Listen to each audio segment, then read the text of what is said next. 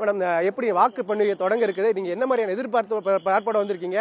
மக்கள் என்ன மாதிரியான உங்களுக்கு உங்களுக்கு என்ன மாதிரி எதிர்பார்ப்பு இருக்கு? ஏற்கனவே தெரியும், வாக்கு போடும் பொழுதே ஏமாற்றி கள்ள ஓட்டு போட்டது, பணம் கொடுத்து போட வச்சது, நெருக்கடிகளுக்குள்ள தெரியும். இருந்தாலும் அதையும் தாண்டி எதற்கும் விலை போகாமல் இந்த மண்ணில் ஒரு மாற்றம் வரணும், அது நாம் தமிழர் வந்தா ஒரு மாற்றத்தை இவர்களால கொண்டு வர முடியும் அப்படிங்கிற நம்பிக்கையோட வாக்குகள் செலுத்திருக்காங்க. பாத்தீங்களா, அந்த வாக்குகள் தான் இந்த மண்ணுக்கு தேவையான வாக்குகள். அது நிச்சயமா அது ஒரு வெற்றியை கொடுக்கும் அப்படிங்கிற நம்பிக்கையோட தான் இப்ப வாக்கு எண்ணிக்கைக்கு நாங்க போயிட்டு இருக்கோம். நிச்சயமாக இந்த வாக்குப்பண்ணி மையத்திற்கு அதிக அளவிலான கெடுபடி, குறிப்பா யார் எந்த ஒரு வாகனத்தையும் அனுமதிக்கலன்னு கூறப்படுகிறது. உங்களுக்கு இதெல்லாம் திருப்திகரமா இருக்கா?